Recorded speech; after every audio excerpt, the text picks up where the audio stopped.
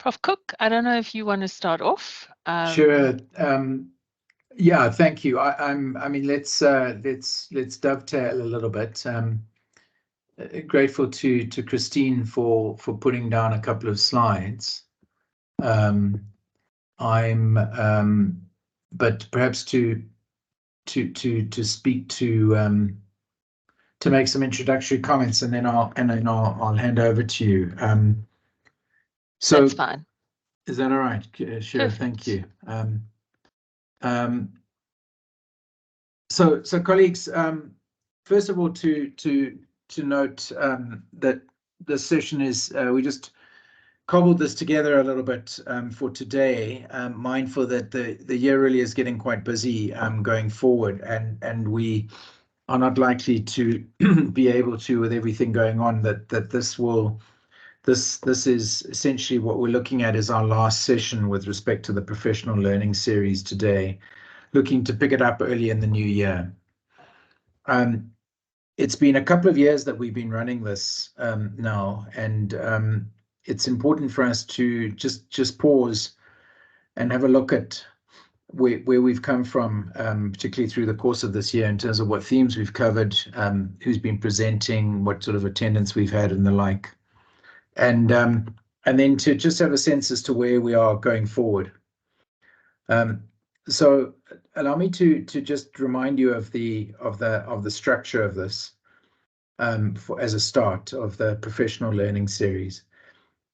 We over the course of the year have as a partnership between the DFMPC and the Centre for Health, well, the Department of Family Medicine and Primary Care and the Centre for Health Sciences Education had really a 3-session theme, you will recall, that a series of 3-session themes interspersed with a dedicated session to building the teaching portfolio of our faculty.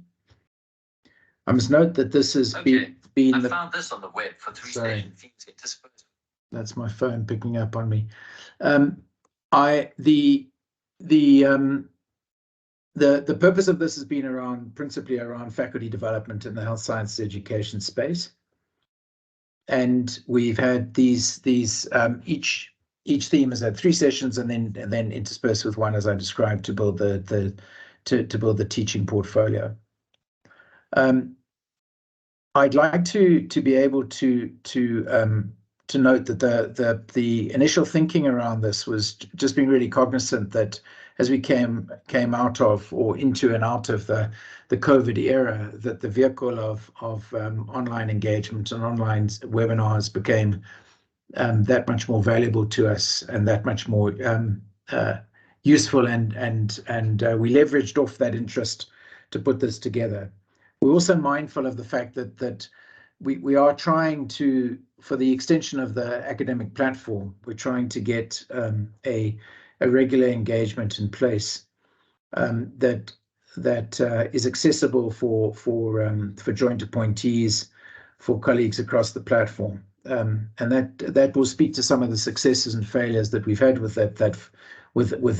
this vehicle of engagement, but more on that later. So I remind you that those 3 sessions are in the format of a journal club 1, a Tech Tuesday 2, and a learning workshop 3, all scheduled at 4 to 5 each Tuesday. And the theme would then we would look to then approach or tackle that theme on those 3 days with that lens on the particular topic or theme.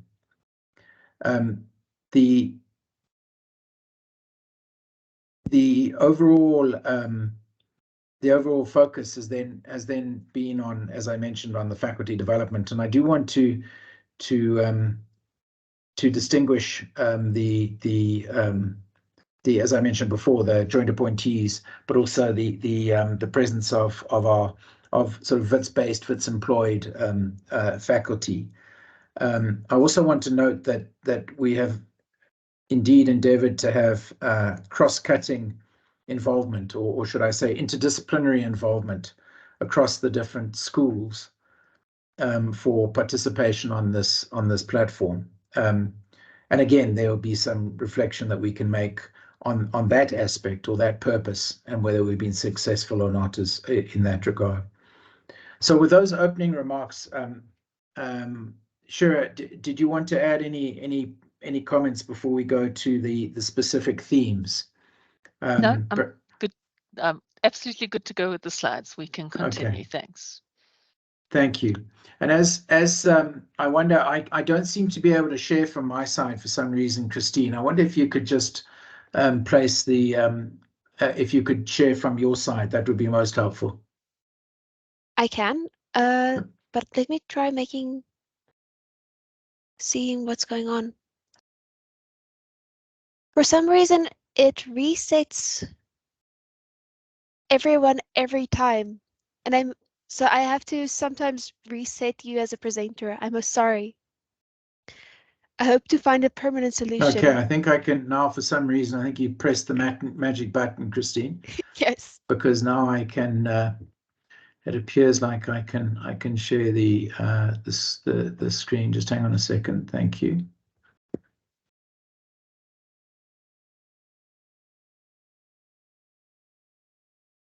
So I take it you can see that, and let me just make it into a.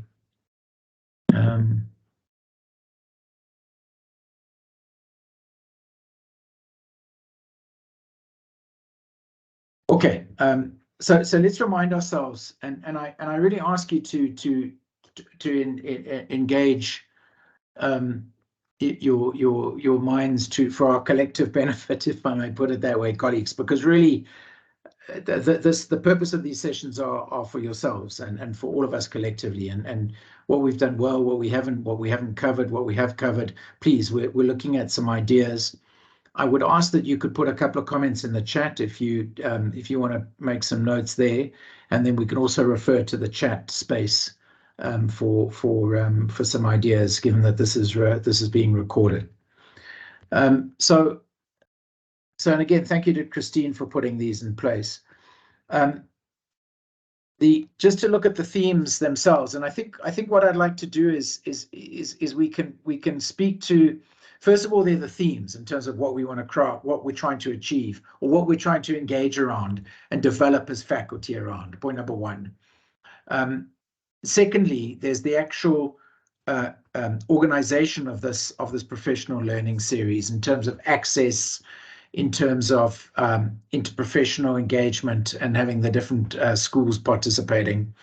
And so some ideas around the themes is what we're looking for, but also some ideas as to how we run it and how we improve our access or for others, etc., etc. So perhaps those two balanced lenses. So AI in education, I recall us kicking off the 2023 with that in mind. And that came to the fore, so we spoke to that. Establishing a culture of academic integrity was the second that we went and linked, and as a neat segue, perhaps it was to have the teacher-learner professionalism partnership. In fact, in the interests of efficiencies, Christine, if you'll allow me, I think I'm going to focus on that, because that captures both the themes and the let me pop that down here, the themes and the speakers. So yeah, so we had the pleasure of Adriano joining Yanis for the AI in education theme. Marika came on to engage around the establishing a culture of academic integrity. Tina and I spoke to the teacher-learner professionalism partnership, which was a neat segue from the academic integrity, but from a professionalism perspective more so. And then Stephen and Catherine took us through integrating systems thinking into health sciences education. You'll recall that for a little bit of background, for example, we met with the GEM3s earlier on in the year as Tina, myself, and Laurie and Munter, and we engaged with them as a collective around their professionalism given that they were going into the space for clinical space for the first time. So then, but we felt that it was absolutely critical that we, of course, engage faculty around the same topic, and we continue to do so. Then the integrating systems thinking was looking at health system sciences and medical and health humanities for the introduction of those two disciplines within our faculty. And then we moved on to entrustable professional activities. I think, in fact, that was a little later in the year, if I recall, perhaps. No, it wasn't. I beg your pardon. It was that's the correct order. Thank you, Christine. Particularly for our focus on our new focus or upcoming focus on EPAs within the context of the MMed.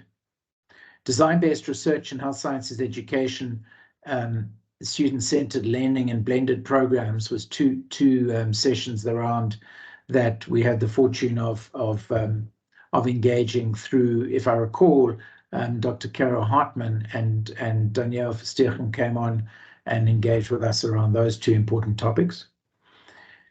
Shira has, of course, been a stalwart throughout this in terms of giving inputs and focused on how to foster a growth mindset in the next session. And then we were very pleased to also to have Nabila and Anastasia as two of our good competencies, with the excellent competencies within the School of Clinical Medicine coming in to support the good expertise of Lizelle in the reflecting, debriefing and feedback in healthcare education.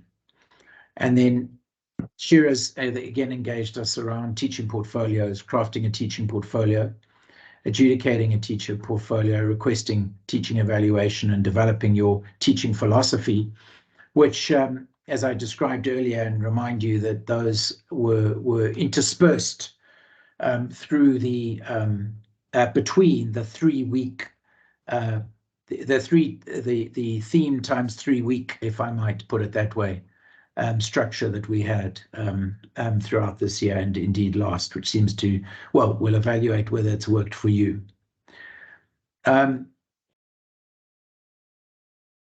So let me pause there. I'm gonna throw the ball back to you, if I may, Shira, for any thoughts or as you look at that list, and anything that in particular comes to mind, or any comments that you'd like to make for the delivery of the themes as we've described. Yeah, sure, Richard, thank you.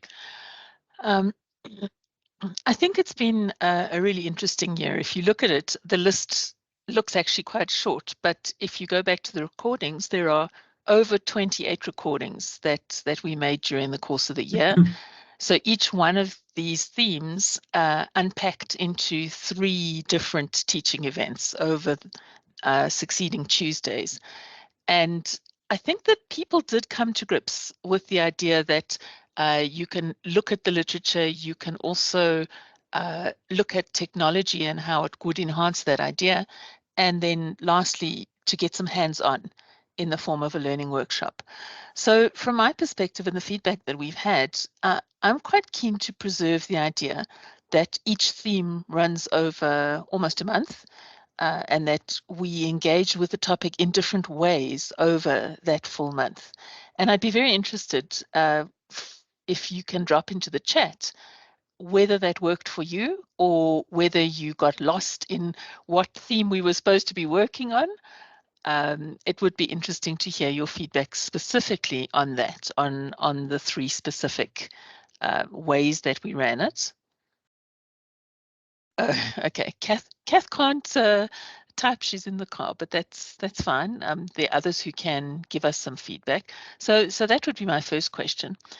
And then the second one was that when we sat down and we integrated we put the program together, we did think of a kind of intellectual flow where people would engage with one topic, and then it would lead to questions that would then lead us into the next topic.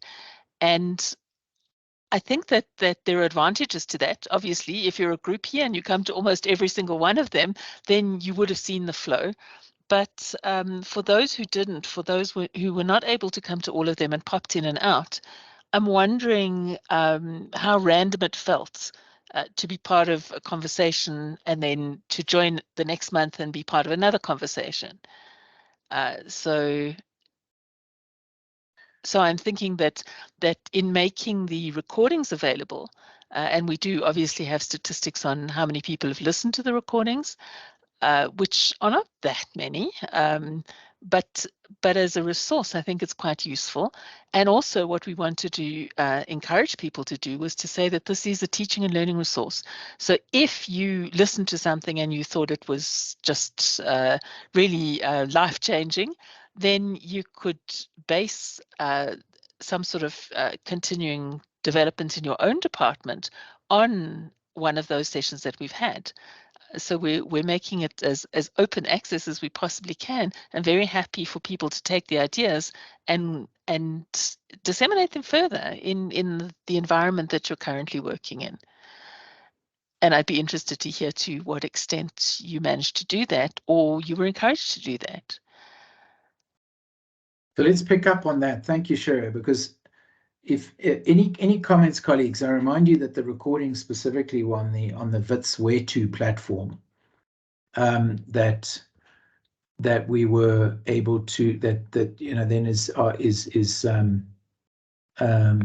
available for yes, so the recordings are then accessible on that for further use, but to further engagement with. But to Shira's question around the structure of the sessions, the Journal Club Tech Tuesday and learning workshop, perhaps and then the teaching portfolio interspersed with that. What were your any comments on that, or any thoughts on the on whether that worked for your good selves? And remember how it works is that, let me see if I'm seeing any hands. I'm at not. The moment, no, at the moment you aren't. People are frightened of us, huh? For seeing the names on the call, for the names on the group, that's hilarious that they would be frightened of us, knowing this lot. But let's oh, and I see, and yeah, and a warm welcome to Prof. Ricozzo as well, who I note is on the call as well as our recently appointed head of School of Oral Health Sciences. So thank you for joining. Appreciate that very much. We've had a couple of we've had some good participation by colleagues from Oral Health Sciences during these sessions, as from Therapeutic Sciences and others. Colleagues, does the structure work for us? Or any thoughts on whether we need to tweak it time-wise for that matter? Let's see. Aviwe, thank you. You're saving me, Aviwe. Go ahead. Afternoon. Hi to everybody.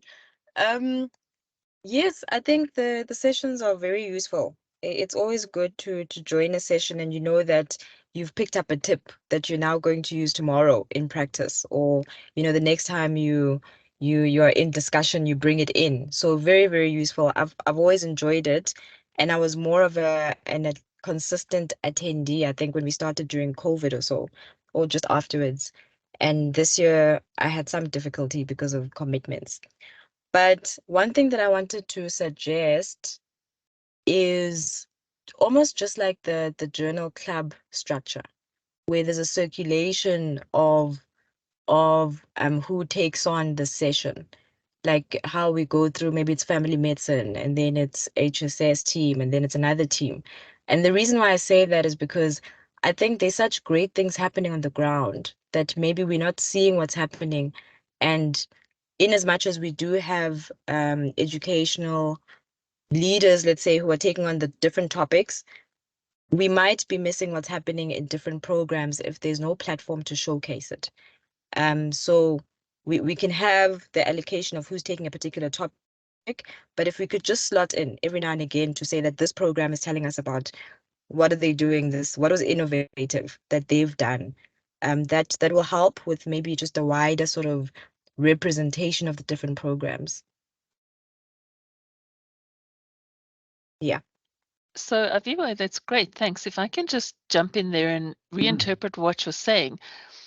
do you think it would work if we ran still the 3 events where we unpacked a certain topic, and then if we gave maybe the 4th slot in the month to showcasing good practice or an idea in the faculty or something like that?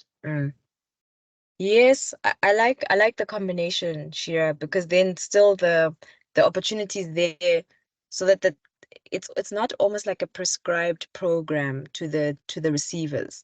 There's a little bit of collaboration from the members or the attendees for them to also contribute to the sharing. Yeah, no, obviously we would love that collaboration. So that's a great idea. Yandisa, I did see your hand up you also had your hand up. Do you want to join the conversation? Thank you. I was busy typing it, so it's done, but it's fine. Mine is a very short comment. Good afternoon. For me particularly, I don't know that I wish they could be at a different time. I find 4 p.m. a very difficult time. Sometimes you're driving from the office, sometimes you're rushing to prepare for a TAT. So I don't know. It would be nice if it was in a different time, but there's a lot of sessions, unfortunately, I missed. And because of that, I actually didn't see the theme because I was always going in and going out. So I did miss that whole theme. The thread of the themes within the months. But the sessions I did attend were beneficial. But I think I would have appreciated a different time. That's great. Thanks. Could you give us some sort of idea of what would be a better time for you? Morning sessions would be nice. I also think the brain is still fresh. I'm just not sure if that's possible for everyone. Yeah, I guess it depends how early you want to start, right? Yes. Or maybe like 2 o'clock, early afternoon instead of after 4 p.m. or instead of 4 p.m. But So, that's something that other people would have to also agree to. But for me, the 4 yeah. o'clock didn't work very well for me. Okay, no, all the comments are useful. Thank you for that. Okay. Tina, I see your comment in the chat. And I agree. The question for me is really whether this is the forum where we should do that cross-faculty sharing, or if we should have another forum. I like the idea that we develop a footprint, that people come regularly and then they know that they can be involved. But what I'm seeing as this sharing could be something much more frequently done. For example, like we do at the Focus Day, where we invite people to share best practice and to tell us their story of what they've done. And maybe we could do that 3 or 4 times in the year as an afternoon, like with several people presenting together. Or do you see it as being able to intercalate amongst the presentations that we currently do in this series, Tina?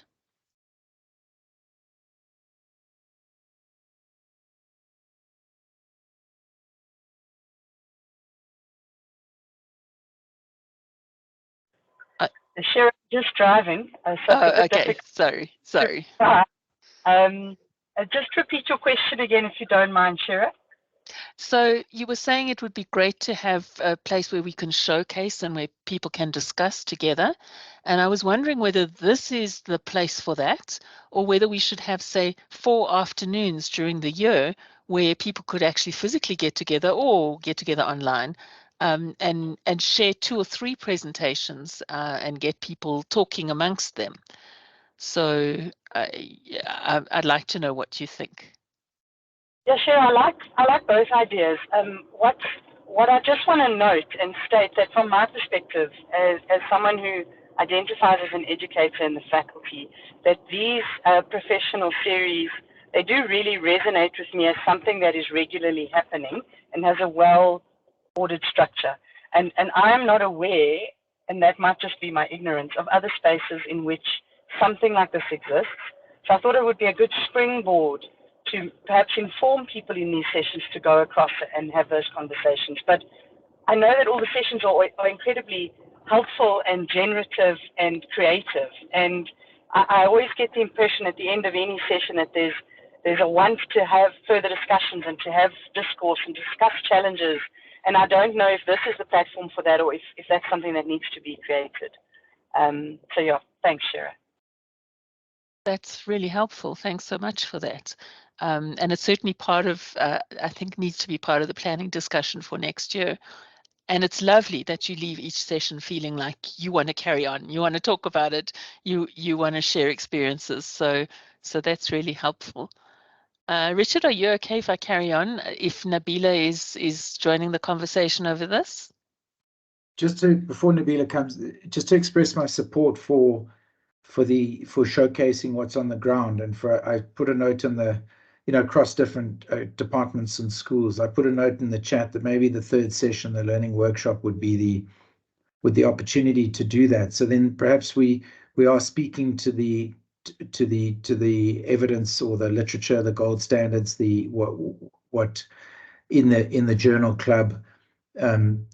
We can keep the Tech Tuesday perhaps, and I'd like to hear more about Tech Tuesdays, but also the and then in the third session, we actually allocate, or we look to say, well, to have a dedicated schedule, I think is what Avi was suggesting, that rotates through different programs and different schools to just showcase what they're doing, if I might say, warts and all, in the sense that it doesn't only have to be what's working, but also what's not, that we can then engage collectively about and learn together. But some good thoughts coming out. Thanks. Nabila, would you like to come in now? Thanks, Shira. Thanks, everyone. I think I've enjoyed a lot of these sessions. For me, on the one hand, it gives a sense of community of practice, I think, just to have a space to share ideas, but also get ideas from others and learn what people are doing. I'm not going to push back on the showcasing idea, but I do want to give a different perspective.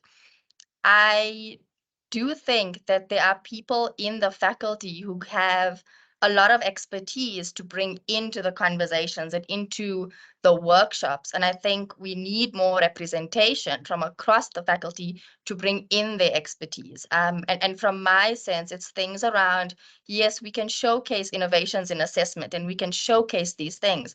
But at the same time, there's no reason that cannot become a workshop for someone to work on.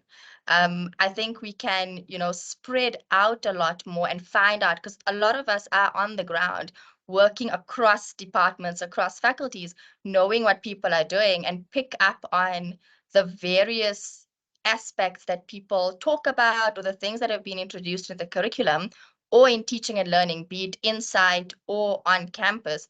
And I think there's space for more people and more voices to actually come in and not only showcase, but actually contribute to the teaching and learning in the faculty. So Nabila, I really, really resonate with that. I think that it's really important to hear lots of voices. And if we, as Tina said, springboard on something that's regular and people understand that it's happening on a weekly basis, then we can certainly work to improving, I think, the kinds of participation that we have. But I do think also on the other side that it shouldn't be something so spontaneous and so random that we can't advertise in advance, because it's usually that we sit down and we actually plan the full year's activities. And I think it would be lovely to put space in the timetable, as it were, for people to sign up to share their experiences. But I do think that would have to be a slightly different space from where we are right now, in terms of the way that we're giving it. And I think, yeah, it's our challenge, and I think it would be good to be able to work it in. I did see Daniela, you have your hand up. Thank Oh, you. sorry. Yanis was first. I apologize. Bad Sorry. online etiquette there. Yanis, go ahead first, and then Daniela. No worries. Thanks, Shira. I just wanted to also sort of like touch on what you said, but speak to Nabila's point. So Nabila, when we started the sessions, we actually did want to do that. Is draw in, people from across the faculty to develop the, to basically do a workshop or so on the series. And to Shira's point about developing a plan, is so we circulated the the Excel spreadsheet around with the themes asking people what sort of topic they would like to choose, and not a lot of people got back to us from the faculty in terms of doing it. So I just want to ask a question, and I definitely am keen that we do this, but how should we then approach, how do we get a bit more buy-in in terms of getting speakers to want to do something in the series?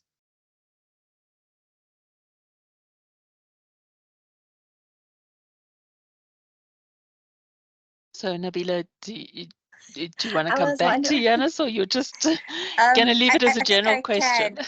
I It's think I can. I mean, if anyone knows me, I think one of the things I'm extremely passionate about is inclusivity and just, getting the word out there to everyone.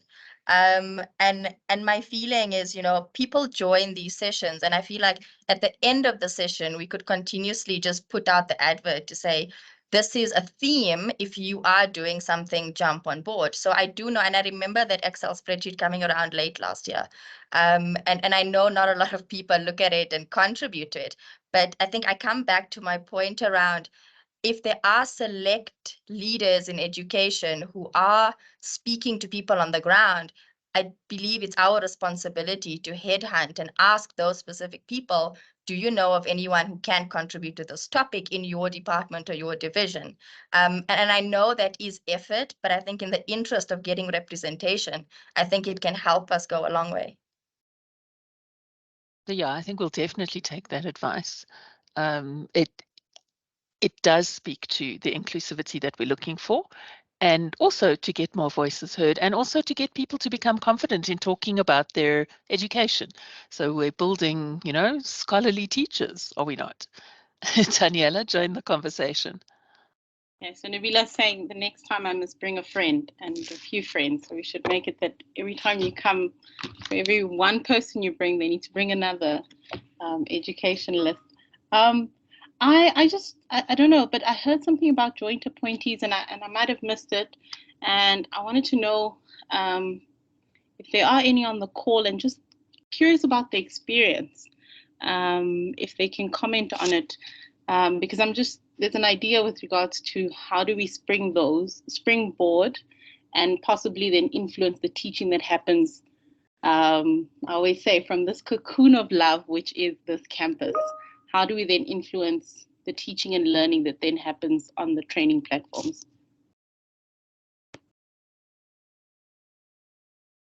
Sure, that's a real challenge to us, is it not? I see Dania has a hand, Shira.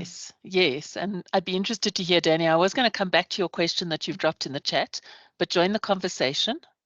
So good afternoon, everybody, and that's quite a hot topic at the moment in the GEMP 1 and 2 space, is trying to get the clinicians engaged. And unfortunately, some clinicians or some joint appointees like Tina are very enthusiastic teachers, and it comes naturally.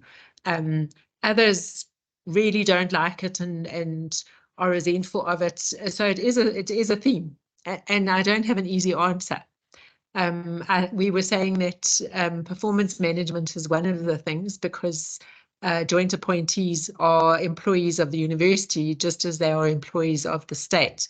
So we do have an obligation to teach and do research and all of that, and it should come into our performance management. I think we updated the staffing and promotions criteria to put more emphasis on teaching. But upskilling people is also really important, and I don't know how to increase the participation in this type of workshop, which I think, or webinar, which I think is very important.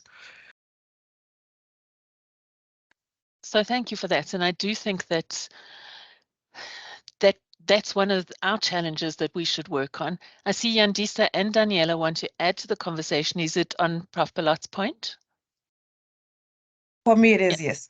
Yandisa, go ahead. Okay, so before I joined the NMFC group, I was a joint appointee for a couple of years. And I must say, it's very frustrating as a joint appointee. You feel like you don't know what's going on at WITS. I know emails are sent. Most joint appointees don't use their work email. They don't even know the password. The meetings that happen, people have got their own departmental meetings happening.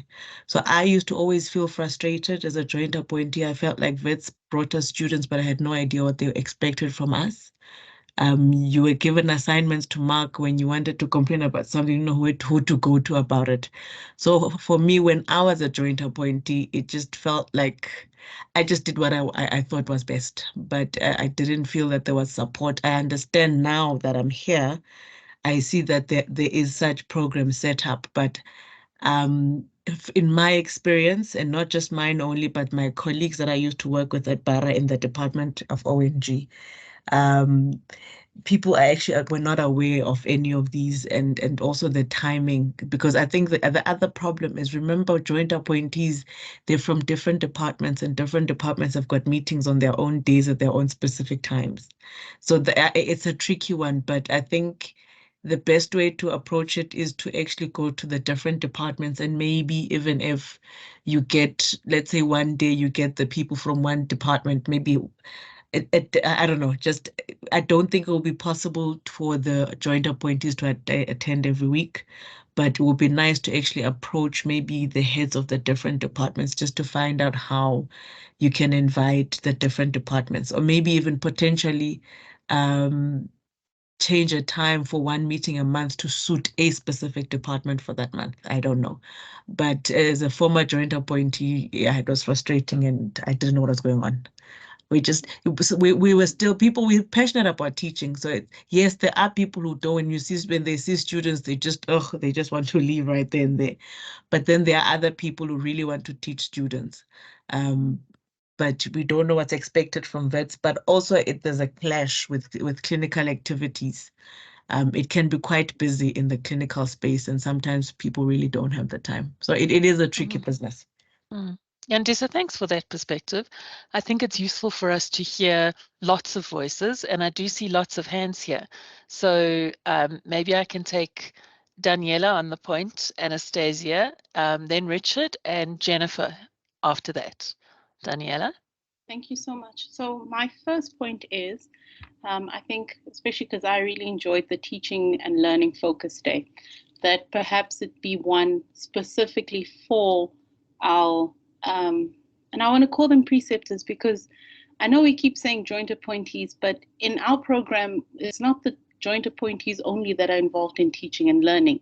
And I've seen some exceptional people that love to teach, but unfortunately, the focus is, our university focus is on the joint appointees. And so perhaps such a day like a focus day, a time where that they can actually have to come on campus. I know some people that appreciate the opportunity to come onto a campus like Wits and be in this institution and be able to feel supported. I think that would go a long way, and so maybe we could start with joint appointees, but I would really suggest not only to focus on joint appointees. And then the second one is, I've been asking a lot of colleagues, especially the ones that enjoy teaching. Not a lot of people are, especially the clinicians, know about the postgrad diploma in health science education. And where I've spoken to a few to consider it, especially those that are not too sure what do they want to study, or have some free time and enjoy studying and the likes, to consider it. So there's also that thing about, how do you market this postgrad diploma in our teaching, our clinical teaching sites? And again, making it sure that it's to every single discipline. I've encountered nurses that are keen to teach, but maybe don't know that they could actually get into such a postgrad diploma. I know clinical associates, and I mean, joint appointments and clinical associates is a whole nother another topic. So those are the 2 points in terms of my solutions towards trying to create that connection and disperse this knowledge with regards to teaching and learning. Thanks, Daniela. It's wonderful that you're coming with solutions as well as looking at the problem from all angles. And I am hectically taking notes, even though we'll have a recording. because all of these are great ideas, and I do think that we've got space and now capacity to start rolling this out and reaching out to more people. Anastasia, will you join us? Hi, everyone. Good afternoon. I think it's very interesting, the conversation. But I note that in the chat function, about 3 or 4 people have also the same idea I was going to present, which is, why don't we shake things up a bit and make this occasionally that we decentralize this session and literally move it into a space where the preceptors are. I don't know what that you're going to get many people there, but the fact that there is that interest to meet them where they are, to meet them at the cold front, and possibly make it more interesting, or make it a day where it's interactive, not necessarily just teaching, but it could be something we could workshop around. How do we move this series to the people, to decentralize it and to get it to other people who would also be excited about this.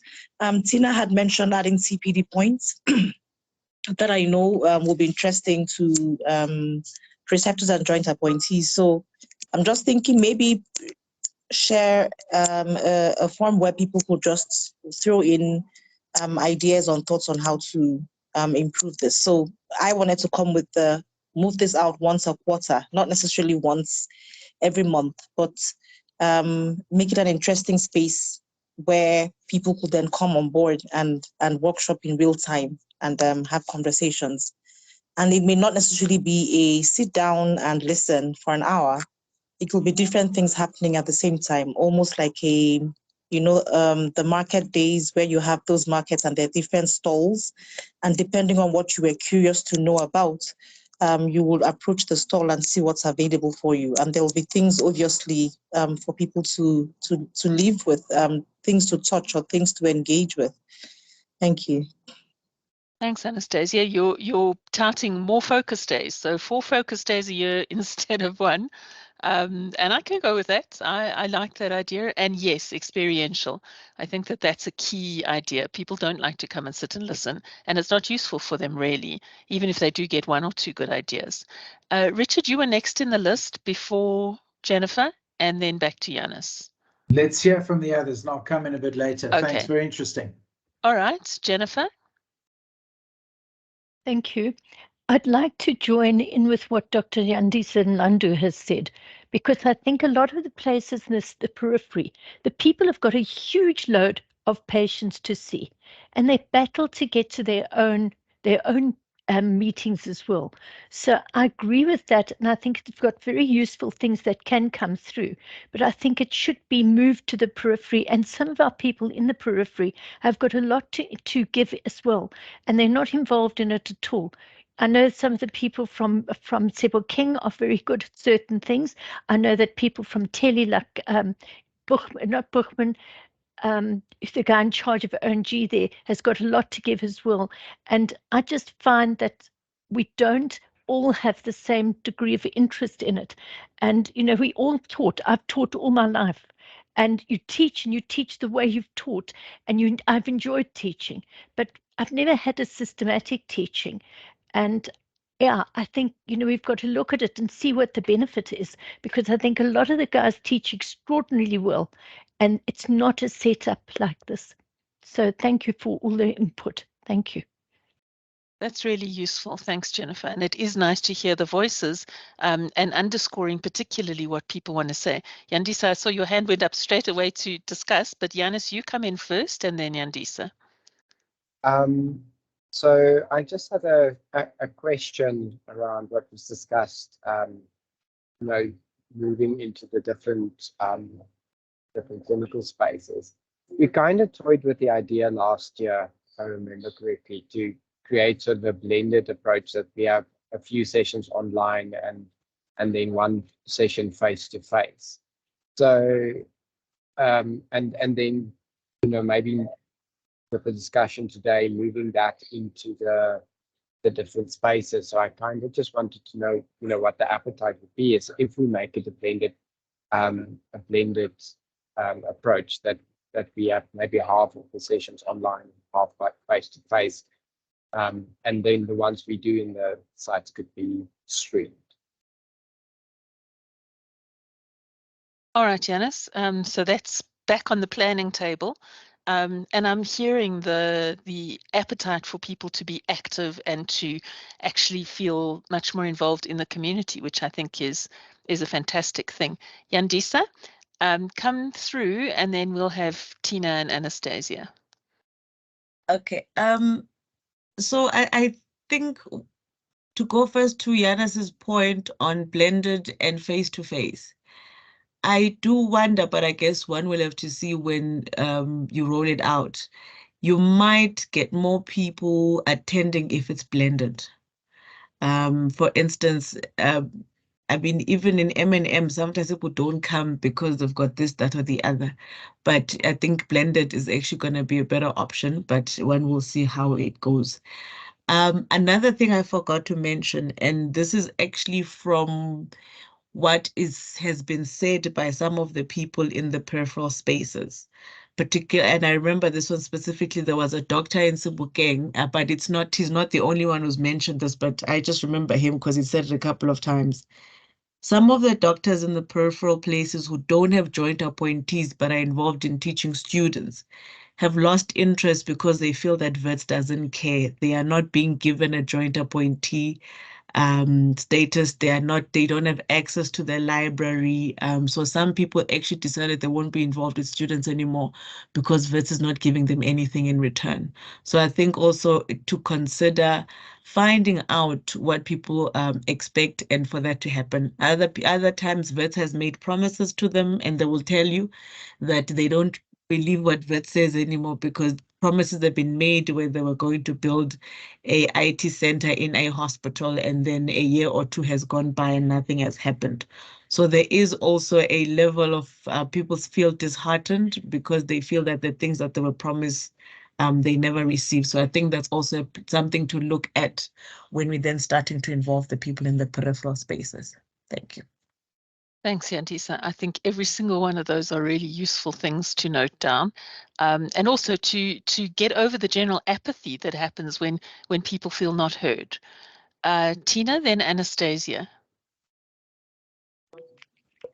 Thanks, Shira. I just wanted to say that stepping out from a teaching and learning perspective into the spaces that are training has multiple advantages.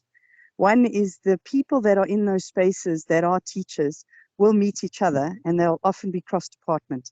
And I think that's got massive benefit. Two is the teaching and learning teams will see kind of what they're dealing with on the other end, the back end, and where the interface is and what the issues are, and vice versa. So I think it's a great idea to take it off central now and then. I think it should be piloted to see if it's feasible. And I do think that if you do take it out of the central space, that it should still be streamed, A, but B, that site or that day, when that session happens, it should be a multi-pronged session. It shouldn't just be for the teaching and learning exercise, but perhaps as an opportunity to share with clinicians how to do things, where to find things in the teaching and learning space. So as a dual process, just to kind of get people off the ground, because that was my experience as a junior teacher when I started out, as I felt like I didn't really know where to find people that were similar to me. It took a while, but I found them eventually. But it would be much nicer if it was easy to find them without difficulty. So I think those spaces, if you do step out, can be multi-purpose and therefore can be less frequent. But perhaps one session at each site once a year, just once, just to go and see for feasibility and planning, etc., for all the benefits that it could offer, I think might be an idea. Thanks. Excellent, Tina. Thank you. We are scribbling ideas madly over here.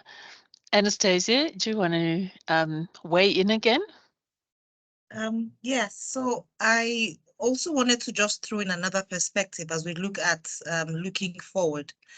Is it possible that we have sessions where the presenter or the presenters are students or the other end of the relationship between teachers and learners.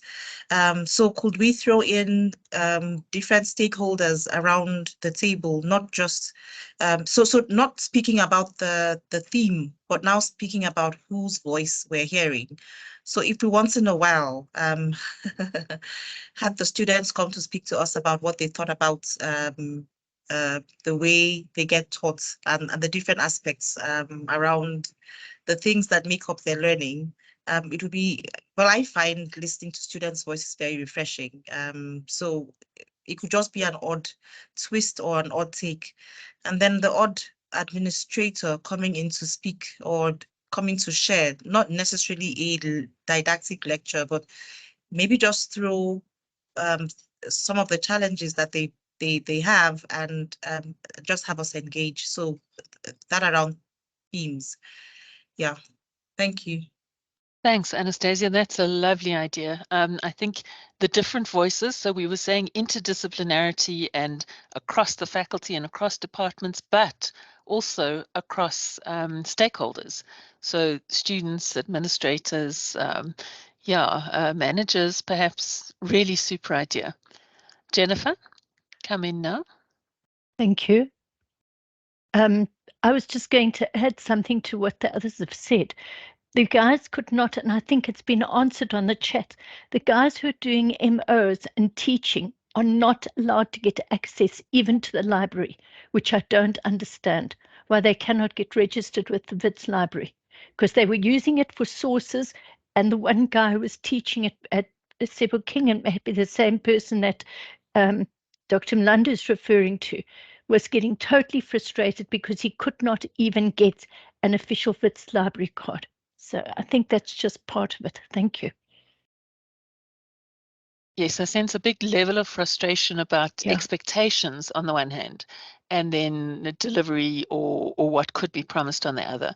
And I think that in starting the conversation about teaching, a lot of those things will come out, but as long as we preserve that relationship as being assistive at all times, I think it would be really useful. Daniela? So I just wanted to know, are any of the colleagues on the call, do they know about the Knowledge Hub that the Department of Health has? So in actual fact, they offer relevant CPD opportunities and learning courses, face-to-face workshops.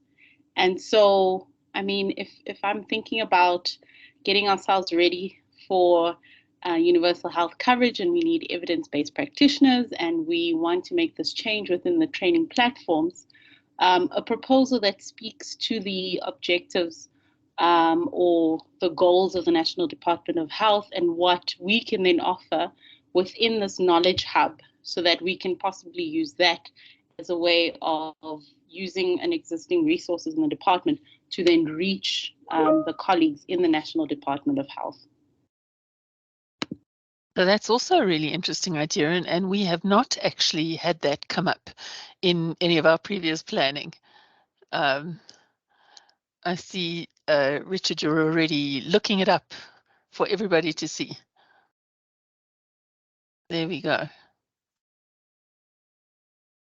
That's really interesting. Just a word on, I mean, the Knowledge Hub is predominantly, I mean, it's a great idea in principle. I think it moves into a broader, a very useful non-health sciences education space per se, in terms of resources and the like. But the point about linking in with Department of Health colleagues in terms of management and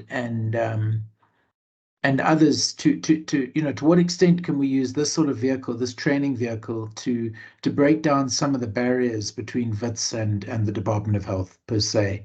Yes, I mean, colleagues have spoken about joint appointees and the challenges they face, but I have to say that I think we need to recognize, from a positive perspective, Shira, if I may, looking at the glass half full as opposed to half empty, that perhaps it's a communication gap, because I think there is a misalignment between what is available and the opportunities on the one side and what is realized by the joint appointees on the other, or preceptors.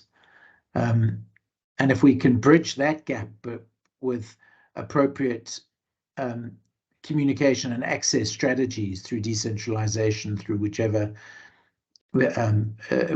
steps we take, then I hope that we would be able to at least bridge some of that. Yeah. Yeah, I We'll think pause you're there. right. I think it's that communication, that open dialogue, the place where you don't just feel resentful, where you can actually voice an opinion. And that's very positive. Vesna, almost the last word. What would you like to contribute? Thank you. Sorry for being so late. I'm in the clinic still. It's a graveyard shift. I just want to say what Robert was mentioning, and to round it up, actually, I lost quite a bit of a presentation, which I feel very sorry about. But there is a big problem with the communication, and not only communication, but understanding of what joint staff is performing and what is the description of their duties. And to add to what Richard said, is that joint staff are usually not motivated properly for teaching or research in teaching, or greater involvement in gaining progressive teaching capacity, you know, like going for postgraduate diploma, masters, and so on, which is a shame, because if we ever bridged that properly, that little, if we ever established proper communication and integrated joint staff properly into the teaching and supported them and motivated them, we would establish of a higher level lecturers. But unfortunately, that's not the case, and perhaps it should be one of the themes of 2023, because no matter how much the negotiation goes with the government about teaching portfolio, taking certain percentage of the portfolio of joint staff, we still experience no support and no motivation in that direction. Which is a real shame, because if you take example of, for instance, of cardiologist, who is the joint staff, imagine the specialists of like 10 to 15 years of experience in postgraduate teaching and so on, but not being able to link up to the faculty side, to academic side. So I don't know if I'm coming across clearly, because I'm very tired, but Richard actually summarized this very well. And I wish we can do, you know, Shira, I wish you can do more for joint staff. Thanks. Okay, that's a plea we can certainly get on board with. Jennifer, you did have your hand up. Are you covered, or you still want to make a contribution? One of our greatest problems with the clinical training is that you can't teach examination skills online and on lectures. And I think that's one of the biggest problems we've got, is taking people who've learned everything in the book, but they don't know how to apply it. They don't know how to listen to a chest. They don't know how to listen to a heart. They don't know how to do a vaginal examination. And that's where we cannot lose sight of the importance of clinical input. That was what I was trying to type. Thank you for a great session. Thank you. Excellent. Thank you for that. And I mean, I agree, there are obviously different environments for different kinds of learning. And I think we do have to be cognizant of all of that. Prof. Cook, I'm going to hand over to you now, because we have had a really rich session, and I thank everybody for your opinions, for joining in. It can only make us better if we listen to the voices out there, and we start to develop programs that can enthuse people and really make them want to come. So your input is really appreciated. And Richard, maybe you want to have the last word. Yeah, thanks very much, Shira, and everyone. I'm also reminded that from an academic platform perspective, colleagues, we had a discussion last week in which we recognized that there are over 48 sites at which students are taught within the undergraduate space only in the School of Clinical Medicine. and indeed that goes up to 68 in the School of Therapeutic Sciences. Our students, a pair of students in a small clinic are no less important than 38 students in a ward, or more than that, hopefully, in Charlotte Maxeke.